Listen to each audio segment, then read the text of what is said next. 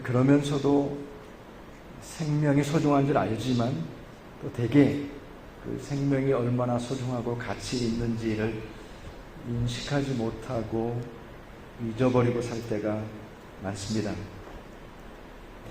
생명보다 소중한 것이 없는데 우리의 생각과 마음은 다른 것에 빼앗겨서 우리의 생명을 의식할 그런 여유도 없이 그렇게 살아가는 것을 보게 됩니다. 우리보다 우리의 삶 속에서 분주한 것들에 마음을 빼앗기고 또 중요한 것에 마음을 빼앗기는 것 같지만 그러나 정작 소중한 생명을 의식하지 못합니다. 그렇기 때문에 만약에 우리가 살아가면서 우리의 생명의 시작과 끝을 우리가 생각할 수 있다고 한다면 그 순간 우리는 가장 지혜로운 자로 살아갈 수가 있습니다. 생명을 의식하고 생명을 인식하는 사람은 가장 지혜로워집니다. 우리가 일상을 살아가지만 일상만을 살아가는 것이 아니라 우리 일상 속에서 나의 생명의 알파와 오메가를 생각하게 되면 우리는 지혜롭게 우리의 삶을 살아갈 수가 있게 되는 것이죠. 가장 소중하지만 그 가치를 잃어버리면서 살아가는 것이 생명입니다. 그리스도인으로서도 가장 중요한 것도 역시 생명입니다. 예수 그리스도께 연결되어지는 그 영원한 생명이야말로 가장 중요한 것이고 또 우리가 늘 확인하면서 결코 놓쳐서는 안 되는 것이 그리스도인의 영원한 생명입니다. 그 생명은 그렇기 때문에 육신의 생명도 소중한데 그것을 뛰어넘어서 비교할 수 없는 최고의 가치를 갖게 되는 것입니다. 우리가 잘 아는 요한일서 5장 13절의 말씀에 내가 하나님의 아들의 이름을 믿는 너희에게 이것을 쓰는 것은 너희로 하여금 너희에게 영생이 있음을 알게 하려 함이라. 말씀과 같이 우리 가운데 그 영생이 있음을 알게 하려 합니다. 영생이 있지만 잘 알지 못합니다. 영생이 있지만 의식하지 못합니다. 잊어버립니다. 그러한 우리의 모습에 대해서 너희에게 영생이 있음을 알게 하려 합니다. 너희가 영생이 있음을 알아야 된다. 영생의 사람임을 언제나 의식하고 살아야 된다라고 하는 것을 우리에게 깨우쳐주고 있습니다. 아들은 있지만 영생에 대해서는 알지 못하고 생각과 마음에 담아두지 않고 중히 여기지 않는 우리들을 깨우치는 그러한 말씀이라고 할 수 있습니다. 생명을 의식해야만 가장 지혜롭게 살 수가 있고 그리스도인으로서는 영생을 언제나 의식하면서 살아야만 그리스도인답게 살 수가 있는 것입니다.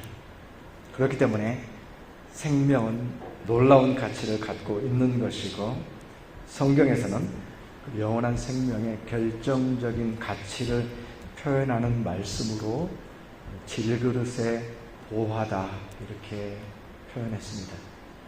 질그릇이라고 하는 것은 온갖 약점과 온갖 연약함을 가지고 있는 우리 자신의 모습을 표현한 것입니다. 우리는 질그릇과 같지만 그 가운데 보화가 있습니다. 보화로 인하여서 우리의 존재가 달라집니다. 가치가 달라집니다. 바로 그것이 영생이죠. 우리 가운데 있는 영생을 우리가 의식하고 우리 가운데 있는 영생을 믿음으로써 질그릇의 보화와 같은 존재로 가치가 달라지는 것입니다. 생명에는 가치가 있고 영생에는 비교할 수 없는 가치가 있는 것입니다. 요한일서 5장의 말씀과 같이 또 증거는 이것이니 하나님 우리에게 영생을 주신 것과 이 생명이 아들 안에 있는 그것이니라. 말씀에서 이어지죠. 요한복음 1장 13절의 말씀은 이는 혈통으로나 육적으로나 사람의 뜻으로 나지 아니하고 오직 하나님께로부터 난 자들입니다. 아들 안에 영생이 있고 그 영생은 혈통으로나 육종으로 사람의 뜻으로 난 것이 아닙니다. 우리의 생명은 그게 중요하죠. 우리 혈통이 어디 있냐, 우리 육신의 모습이 어떠한가, 우리의 생명 그것이 중요한 것입니다. 그러나 영원한 생명은 오직 사람의 뜻으로 난 것이 아니라 하나님께로부터 난 생명인 것을 얘기하고 있습니다. 이 말씀 우리가 깊이 묵상해 보면 참으로 혈통으로나 육종으로 사람의 뜻으로 나지 않고 하나님께로부터 난 자들로서의 그 영원한 생명, 그 아들 예수 그리스도 안에 있는 영원한 생명에 대한 그 깊은 가치를 인식하게 됩니다. 오직 하나님께로부터 난 생명입니다. 육신의 생명이 아닙니다. 영원한 생명을 말씀하고 있는 것입니다. 혈육이나 육체의 생명, 그것과는 전혀 다른 하나님께로부터 난 생명이고 그 생명의 가치, 그것에 대해서 깨닫고 참으로 그 생명에 우리의 생각을 집중하게 됩니다. 생명의 가치를 깨닫는 삶이 그리스도인의 삶이 되는 것입니다. 그 영생의 가치죠. 지난 주간에 아마 보신 분들도 계시겠습니다만 김택주 선교사님께서 부산 온천 그 공원에서 그 찬양하시고 전도하시고 하시는 장면이 오랜만에 저에게 이제 곧 입국하기 때문에 7월 달이면 돌아오신다 그러시면서 소식 전합니다 그러면서 그 전도하는 내용하고 그 다음에 영상을 보내주셔서 아마 이렇게 함께 보신 분들이 계실 겁니다. 거기서 보게 되면은 이제 나이 70이 넘으셔서 80이 다가오는 그 노인이 어깨띠를 하고 그 공원에서 찬양을 합니다. 근데 그 장면을 보게 되면은 그 찬양을 몇 곡을 하셨는데 그 중에 한 곡을 보게 되면은 자전거, 사이클을 타고서 완전 복장을 하신 한 분이 그 앞을 지나가는데 언뜻 빨리 지나가지 못하고 머뭇거리는 그런 장면이 나옵니다. 나이든 노인이 이 공원에서 멀쩡해 보이는데 찬양을 하는데 어깨띠를 메고 복음에 대해서 찬양을 하는데 과연 이 상황이 어떤 상황인지라고 하는 것은 잘 빨리 지나가기는 그렇고 상황 파악이 안 돼서 머뭇머뭇하고 있는 그러한 모습을 그 지나가는 행인을 통해서 볼 수가 있었습니다. 사실은 이해가 안 되는 그런 장면입니다. 이 노인이 왜 여기서 노래를 부르고 있는 것인가? 그가 외치고 있는 것은 무엇인가? 지나가는 사람도 이해가 안 되고 왜 그분이 그러고 있는지 우리가 바라볼 때에도 잘 이해가 안 되고 어쩌면 김택주 목사님 그분 자신 스스로도 잘 이해가 안 갈 수 있을 것 같아요. 내가 왜 여기 이러고 있지? 이 나이에? 다른 것은 없습니다. 그가 외치고 있는 그가 간절히 사모하면서 모두가 듣기를 원하는 너무나도 소중한 생명, 영생의 가치 때문에 다른 것으로서는 생각할 수가 없습니다. 설명할 수가 없습니다. 지나가는 사람도 이해가 안 됩니다. 그것을 보고 있는 우리도 이해가 안 됩니다. 어쩌면 그 자신도 이해할 수 없습니다. 영원한 생명에 대한 가치만이 모든 것을 설명해 주는 것입니다. 영생의 가치입니다. 그 가치 있는 생명, 가치 있는 영생은 그것을 얻음으로 인해서 우리에게 주어지는 것은 우리가 누리게 되는 것은 기쁨입니다. 놀라운 영생을 가졌기 때문에 영생의 의미가 무엇인가를 알게 될 때에 우리가 누리게 되는 것은 기쁨입니다. 그것이 우리의 것입니다. 영생을 가진 자, 생명을 가진 자가 누리게 되는 것은 바로 기쁨입니다. 모든 그리스도인들은 우리 모두는 바로 그 영생의 기쁨을 가지고서 살아갑니다. 놀라운 가치의 생명을 가졌기 때문에 그 생명의 기쁨이 우리 삶 속에서 드러나는 것입니다. 누가 그리스도인인가, 내가 그리스도인이라고 하는 것이 어떻게 확인될 것이냐라고 하는 것을 보게 될 때 우리 가운데 기쁨이 있다라는 것입니다. 생명의 기쁨이 있다라는 것입니다. 영생의 기쁨이 있다라는 것입니다. 흉내내는 것도 아닙니다. 억지로 만들어내는 것도 아닙니다. 그런 척하는 것도 아닙니다. 우리 가운데 일어난 놀라운 생명의 역사로 인해서 그것이 우리 가운데 기쁨으로 드러나게 되는 것이죠.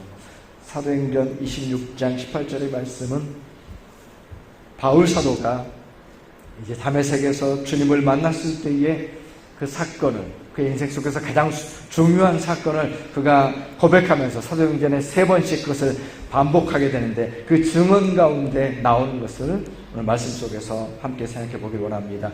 바로 예수 그리스도를 통한 그 놀라운 복음의 역사가 어떠한 것인지를 보여주는 것입니다. 사도행전 26장 18절의 말씀 다 같이 한 목소리로 읽어보겠습니다. 시작. 그 눈을 뜨게 하여 어둠에서 빛으로 사탄의 권세에서 하나님께로 돌아오게 하고 죄의 사함과 나를 믿어 거룩하게 된 무리 가운데서 기업을 얻게 하리라 하더이다. 아멘.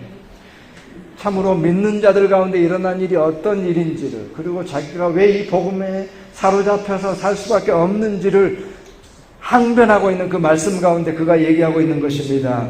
그가 눈을 뜨게 하여서 어둠에서 빛으로 나아가는 것입니다. 사탄의 권세 아래 있다가 하나님께로 돌아오는 것이고 죄사함을 통해서 거룩하게 된다. 놀라운 변화를 얘기하고 있습니다. 믿을 수 없는 변화를 얘기하고 있습니다. 어둠에서 빛으로 사탄의 권세에서 하나님에게로 죄 가운데서 거룩함으로, 그것이 생명을 얻었을 때에 일어나는 일입니다. 그렇기 때문에 이 놀라운 변화, 완전히 뒤집혀진 그 뒤집기의 역전과 같은 것이고, 참으로 패배한 줄 알았는데 의외의 승리를 거둔 자가 누리는 그 기쁨과 같은 그 생명의 기쁨을 얘기하고 있는 것입니다. 그 생명은 하나님께로부터 온 생명, 영원한 생명입니다. 영원한 생명, 하나님께 주신 그 생명이 우리 가운데 기쁨이 된다라고 하는 사실을 시편 기자도 우리에게 얘기해주고 있습니다. 주께서 생명의 길을, 생명의 길이라고 얘기하죠. 생명의 길을 내게 보이시리니 주의 앞에는 충만한 기쁨이 있고, 반복됩니다. 주의 오른쪽에는 영원한 즐거움이 있나이다. 생명의 기쁨, 생명의 길을 말할 때에 충만한 기쁨과 영원한 즐거움을 얘기하고 있습니다. 다시 말해서 모든 그리스도인들은 영생을 가졌고, 그 영생이 너무나도 놀라운 영생이기 때문에 그것으로 인하여서 우리 가운데는 비교할 수 없는 충만한 기쁨과 영원한 즐거움, 그 즐거움의 정도가 다른 것이죠. 다르게는 표현할 수가 없어서 하나님 우편에 있는 영원한 즐거움이다라고 표현할 수밖에 없는 그 기쁨이 우리 가운데 있다라고 얘기하고 있습니다. 그것이 바로 영생의 기쁨입니다. 모든 그리스도인들이 누려야 할, 모든 그리스도인들의 현실이 되어야 될, 나는 그리스도인입니다. 내가 어떻게 그리스도인입니까? 내 안에 있는 영원한 생명으로 인해서 나에게는 이러한 기쁨이 있습니다. 그 기쁨은 우리 삶 속에서 곧 행복을 의미하는 것이죠. 삶의 변화와 차이를 의미하는 것이죠. 하나님 우편에 있는 그 충만한 기쁨, 영원한 즐거움, 그것이 우리 가운데서 확인되어지는 것입니다. 억지로 만들려고 해서 되는 것이 아니라 우리 가운데 있는 그 생명의 가치로 인하여서, 그 영원한 생명으로 인하여서 우리 가운데 그 기쁨이 차고 넘치는 것입니다. 우리 찬양 가운데에 내게 샘솟는 기쁨, 샘솟는 기쁨 차고 넘치네라고 하는 것과 같이, 그 샘솟는 기쁨은 억지로 만드는 것이 아닙니다. 저절로 솟아나옵니다. 그리고 그것을 막으려고 해도 막아지지가 않습니다. 샘솟는 기쁨이죠. 영원한 생명을 언제나 의식하는 자, 우리가 우리의 생명이 예수 그리스도 안에서 그 생명에 연결되어 있다라고 하는 사실을 언제나 의식하고 인식할 때에 그 생명의 가치 가운데 살아가는 우리 모두에게는 샘솟는 기쁨이 있어서 그 기쁨이 우리의 것이 된다라는 것입니다. 기쁨을 누리면서 살아간다라고 하는 사실입니다. 기쁨은 우리의 것이에요. 기쁨의 삶이에요. 그래서 그 삶 속에서 기쁨이 충만하게 되어질 때에 그 기쁨이 차고 넘치기 때문에 우리의 삶을 압도하게 됩니다. 우리 삶 속에서 기쁨이 우리의 삶을 지배하게 되는 것입니다. 충만한 기쁨이니까. 보이지 않는 기쁨이 아니라 차고 넘치는 기쁨이기 때문에. 그래서 우리가 하루의 삶을 생각하게 될 때, 아침에 참으로 하루를 깨어서 하루를 시작하게 될 때에 가장 먼저 그 영원한 생명을 느끼게 됩니다. 영생을 느끼게 됩니다. 그리고 그 가운데 기쁨이 우리 가운데 있어서 그 기쁨으로 하루하루를 살아가게 되는 것입니다. 그 기쁨이 우리의 일상이 되는 것입니다. 근데 사실 정작 우리의 삶의 모습을 들여다보면 그렇게 기쁘지는 않은 것 같아요. 그 기쁨을 참으로 누리지 못하는, 그 기쁨이라고 하는 것은 모든 것을 압도하는 기쁨인데, 세상에 가장 큰 슬픔과 아픔이라고 할지라도 그것까지도 이길 수 있는 기쁨이잖아요. 왜냐하면 영생의 기쁨이니까. 그런데 정작 우리의 삶 속에서는 그 기쁨을 누리지 못하는 것을 보게 됩니다. 그리스도인들이 기뻐하는가? 그리스도인이기 때문에 기뻐하는 모습이 드러나는가? 아, 기뻐하니까 그리스도인들이구나. 아, 저렇게 기뻐하는 사람들은 그리스도인이야 라고 하는 것이 우리 가운데 보여주고 있는가라고 하는 것을 우리가 생각해 보기 원합니다. 사실 기쁨이라고 하는 것은 행복의 조건이고요, 우리가 어떤 상황 가운데 있다고 할지라도 기뻐할 수 있다고 한다면 행복한 사람입니다. 그 행복한 삶은 성공적인 인생을 사는 거예요. 너무나도 중요한 요인입니다. 그럼에도 불구하고 우리가 누릴 수 있는 기쁨을 누리지 못하고 있다고 한다면 깊이 한번 생각을 해봐야 된다고 생각합니다. 미국에서 오랫동안 살다가 한국에 오셔가지고 한국 사회를 쫙 보고 나서 느낀 점을 이렇게 만화로 그려서 그게 이제 좀 SNS를 통해서 이렇게 좀 퍼졌나 봐요. 그래서 제가 받아봤는데 그런 내용이었습니다. 미국에 오랫동안 살다 온 교포가 한국에 와서 보고서는 깜짝 놀란 겁니다. 제일 먼저 얘기하는 것이 비대 얘기를 하더라고요. 비대는 미국에서는 부자들만 쓰는 건데 여기는 어디 가서 비대가 있다. 제가 그게 놀랄만한 일인가. 여튼 비대에서 놀라가지고 여러 가지 편리한 인터넷이라든지 또 대중교통이라든지 그 다음에 전화만 하면 맛있는 음식이 너무나도 빠르게 배달되는 그 배달 문화도 사실 세계 최고일 거예요. 배달 문화가 우리가 넘버 2가 되겠습니까? 하여튼 세계 최고인데다가 모든 면에서, 그 다음에 이제 특별히 그 병원 진료를 받아야 되는데 병원 진료받고 치과 치료하는데도 값싸게 진료받는 걸 생각하니까는 미국에 살다 온 그 교포가 너무나도 놀란 거예요. 야, 정말로 대단하다, 대한민국이. 근데 이제 그가 그 놀란 것과 함께 자기 지인들을 만나보면서 그가 또 깨달은 것이 있다라는 거예요. 그게 뭐냐면은 한국 사람들이 너무나도 죽겠다고 하는 거예요. 너무 죽겠어요. 너무 힘들어요. 모든 게 개판이에요. 이렇게 얘기한다는 거예요. 이 사실에 또 놀랐다는 거예요.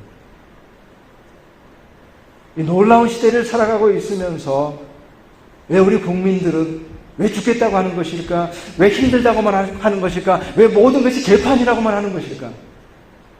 사실 그런 면도 있겠죠. 그러나 우리의 의식과 인식의 문제입니다. 다르게 볼 수도 있는 것이거든요. 우리가 살아가는 이 시대에 감사하고 기뻐하면서 이 시대를 개판이라고 하지 않을 수도 있습니다. 우리가 누릴 수 있는 것이 있음에도 불구하고 그것을 누리지 못하고 있다는 사실에 대해서 우리가 깊은 인식을 가져야 됩니다. 좀 더 객관적으로 볼 수 있을 텐데 그렇지 못하다고 있다는 사실에 대해서 우리가 생각해야 됩니다. 그러면서 미국 교포가 다시 미국으로 돌아가면서 했다라는 마지막 말, 나는 그동안 우리 고국이 정말 잘 살게 되기를 기도했었는데 이제는 우리 국민들이 조금 더 평안해지기를 기도할 거야 라고 돌아갔다. 그동안은 잘 살게 되기를 기도했는데 이제는 더 이상 그거는 기도 안 해도 되겠고 우리 국민들이, 대한민국 국민들이 조금 더 평안해졌으면 그래도 되는데 좀 더 여유로워졌으면 그렇게 기도하겠다고 돌아갔다고. 우리가 마땅히 누릴 수 있는 것을, 마땅히 누릴 수 있는 기쁨을 누리지 못한다고 한다면 다시 한번 우리 자신의 삶뿐만 아니라 특별히 신앙적인 차원에서 영원한 생명이 있고 그 그것은 우리에게 기쁨이 되는데 그것을 빼앗기고 있다고 한다면, 오늘 우리가 요한복음 10장의 말씀을 통해서 약속의 말씀을 돌아보면서 영생을 우리에게 주신 주님께서 주신 약속이 무엇입니까? 그 기쁨을, 그 영생을 어느 누구도 내 손에서 빼앗지 못할 것이다. 주님의 약속이거든요. 요한복음 10장 28절의 말씀 다 같이 한번 읽어보겠습니다. 요한복음 10장 28절의 말씀 같이 읽겠습니다. 내가 그들에게 영생을 주노니 영원히 멸망하지 아니할 것이요 또 그들을 내 손에서 빼앗을 자가 없느니라. 그들을 주신 내 아버지는 만물보다 크심에 아무도 아버지 손에서 빼앗을 수 없느니라. 아멘. 이 기쁨은 결코 빼앗길 수 없는 기쁨이라고 그랬습니다. 주님께서 내 손에서 빼앗을 수 없다. 아버지께서는 만유보다 크시기 때문에 아버지 손에서도 빼앗을 수 없다라고 분명하게 보장을 해주고 계신 것입니다. 우리가 누릴 수 있는 그 영생의 기쁨에 대해서 결코 빼앗기지 않는 기쁨이라고 우리에게 말씀하고 있습니다. 로마서 8장의 말씀은 우리가 잘 아는 말씀입니다. 8장 35절의 말씀을 제가 새 번역으로 읽어드리겠습니다. 누가 우리를 그리스도의 사랑에서 끊을 수 있겠습니까? 환난입니까? 권고입니까? 박해입니까? 굶주림입니까? 헐벗음입니까? 위협입니까? 또는 칼입니까?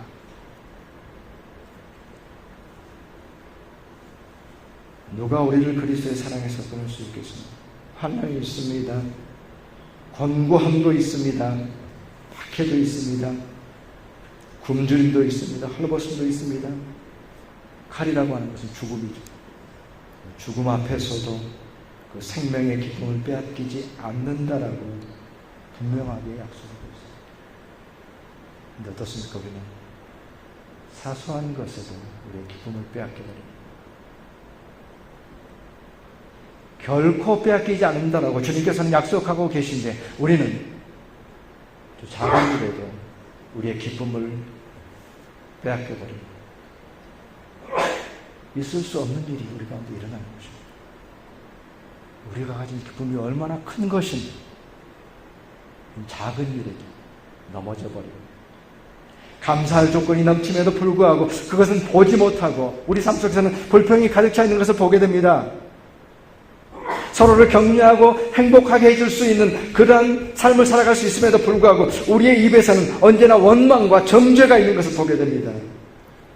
빼앗기지 않는 기쁨은 다른 사람이나 다른 가족의 어떠한 허물이라고 할지라도 다 가릴 수 있는, 다 극복할 수 있는 것임에도 불구하고 참으로 우리가 가진 기쁨을 오히려 가족으로부터, 사랑하는 사람으로부터 빼앗기는 것을 보게 됩니다. 누구는 뭐 했다더라라는 그런 작은 말 한마디에도 우리의 평안과 기쁨을 빼앗겨버리는 것을 보게 됩니다. 아주 미약한 감정에도 흔들리는 것이죠. 그렇기 때문에 주님께서 우리에게 주신 그 놀라운 생명, 어둠에서 빛으로, 사탄에서 하나님에게로, 죄에서 거룩함으로 놀라운 영생의 기쁨을 우리가 다시 한번 회복하여서 그 영생의 기쁨이 회복되어지는 것이 먼저가 될 때에 그리스도인으로 참으로 그 기쁨의 삶이 회복이 되는 것입니다. 그래서 그 영생의 기쁨이 회복되어지는 것이 무엇보다도 먼저인 것입니다.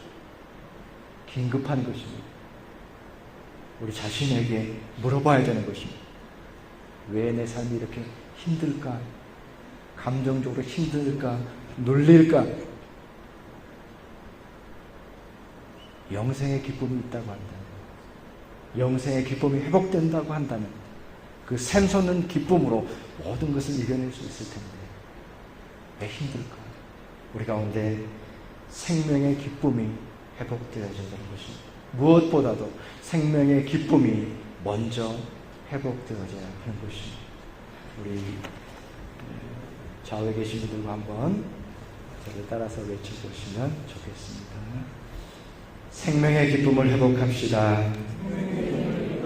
다시 다시 한번 생명의 기쁨을 회복합시다. 아멘. 이 예배를 통해서 우리가 누리고 회복해야 되는 것, 가져가야 되는 것 역시 기쁨입니다. 이 예배 가운데 우리가 기쁨이 확인돼야 됩니다. 기쁨을 누려야 됩니다. 그리고 기쁨을 선포해야 됩니다. 예배의 자리에서 우리가 누리는 게 기쁨이에요.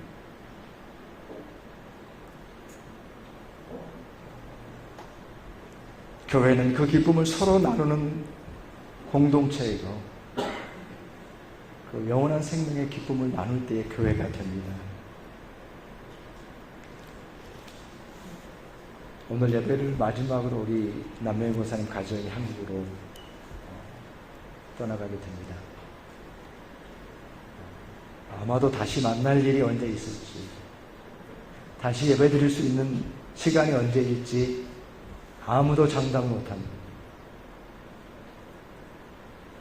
그래서 이제 떠나가실 때마다 우리가 하는 말이 좋은 소식 주고받읍시다 이렇게 인사합니다.